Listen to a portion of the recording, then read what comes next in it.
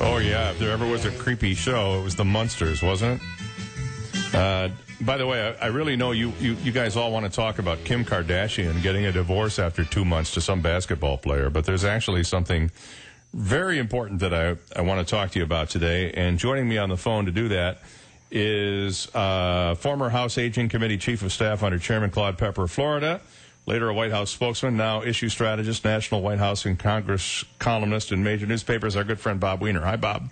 Dave, hi. It's great to be with you, and I don't mind talking about Kim Kardashian. Okay, well, what do you think? All right, let me ask you this. What do you think about her getting a divorce after 2 months? I think it shows the sophistication of her judgment level in picking her mate. Meanwhile, her brother's doing pretty well on Dancing with the Stars, or was. Right. I don't watch that show, so I don't care. I'm always amazed. Dave, you've got a beautiful relationship with your wife and family, and I've got a beautiful relationship with my wife and family. You know, we love doesn't have to be the first impulse you have. It's got to be a little bit of sense, and I know our listeners all believe that. Well, you know, I met my wife when I was a mortgage broker, and she was doing real estate closings, and I said her real estate closings were works of art, and I said, you know, I am single, and I certainly want to be with someone like this who can organize my life in a way that I'm not capable of doing. And boy, oh boy, was that a great decision. Oh, that's terrific. And I wanted someone who has had a career and has a mission and feels like she's accomplishing something in life. And my wife is a great cancer researcher, so that turns me on. Well, I'm feeling like we all ought to just hold hands and sing Kumbaya here. But, you know, the Democrats and the Republicans don't feel that way. And now they have taken to demagoguing this issue on Social Security. It's going to collapse tomorrow. All the money's gone. It's bankrupt. And you, Bob, as a guy who's been in D.C. for many years, knows that back in 1983, process was put in place to guarantee that would not happen. Why is it? And let's talk about the process first. Then I want to ask you why it is they're doing this. Well, your email invite to me, Dave, and I love doing your show, was the fear-mongering that goes on with Social Security. And that was the point of the statement that I put out, where I said that Washington Post Social Security lead story says Social Security adding billions to U.S. budget woes. Cash negative milestone came early. Talk about, and then they say fearing backlash, parties reluctant to pursue fix. No, that's not the reason they're pursuing to pursue a fix. First of all, a fix isn't necessary. It's solvent for 30 years because of the deal that the great Claude Pepper struck with Tip O'Neill and with Ronald Reagan, who all agreed that they would make Social Security solvent. Now, here's what happened. They made it solvent. It's so solvent that the federal government has used the money from Social Security, borrowed from it, to use for other programs, including tax breaks for the rich, by the way, everything that puts us into deficit, while Social Security has a surplus. But the deal is that's seniors' money. And the money that the seniors put in, together with their employee payroll taxes, the money that was agreed to that goes into the Social Security Trust Fund pays seniors down the road. So it is just horrible when the media buys in, and you know, the Washington Post is supposed to be liberal, but they're trending more and more right. But even so did Tim Russert before he died. And mainstream media now, the Sunday talk shows, Social Security needs reform.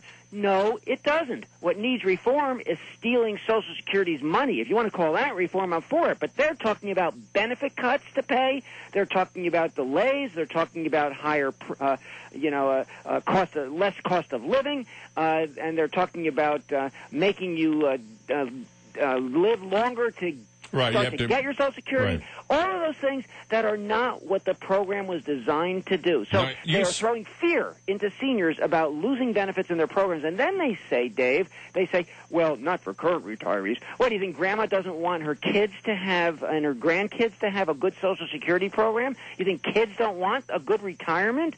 So it's just nonsense. And Obama properly said, I'm taking Social Security off the table because he understood that has nothing to do with the 10-year deal that the Super Committee wants to use, because it's solvent for 30 years and beyond. And so, and likewise Medicare.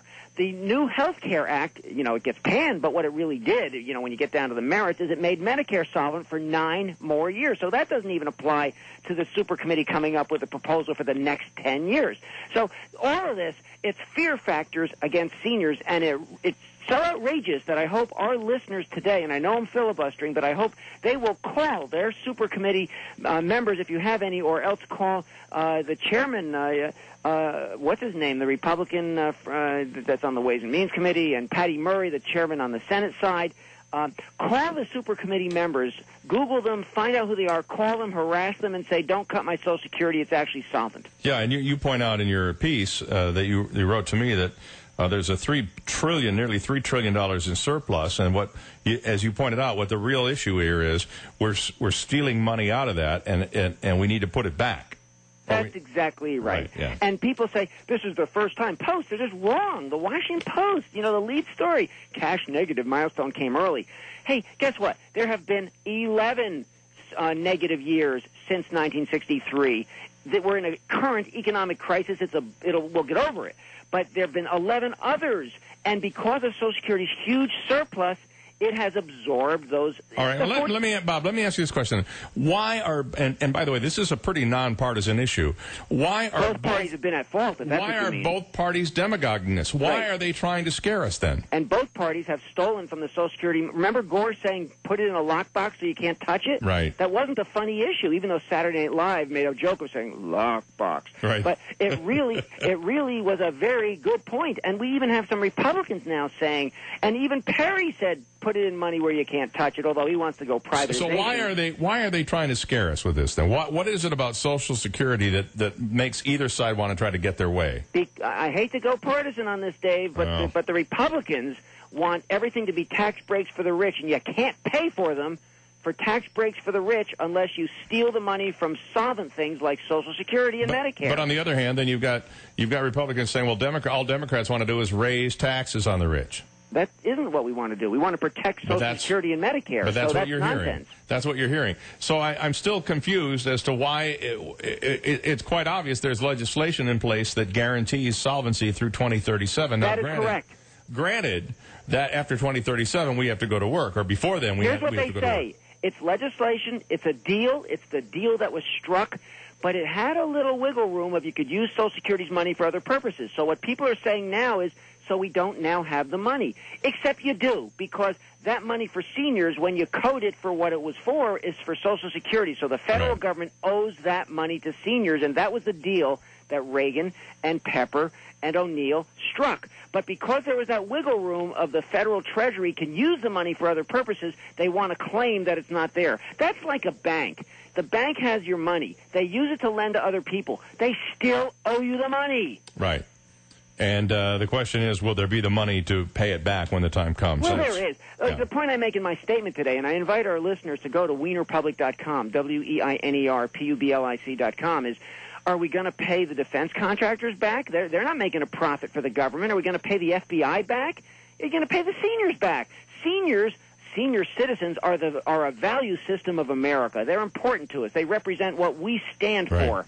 And so we owe the money just the same as we do to defense contractors and to the FBI. Yeah, the money has been, it's almost, I hate to use the word Ponzi scheme like Rick Perry did, but what people are saying is that it was taken out and put somewhere else, but the money is still owed there as though it may come from some other account. And look, but it's still there. If Bernanke can print money to create more value, less value to the dollar to do some sort of bizarre inflationary scheme, he can also print a little bit of money to make sure that seniors get paid.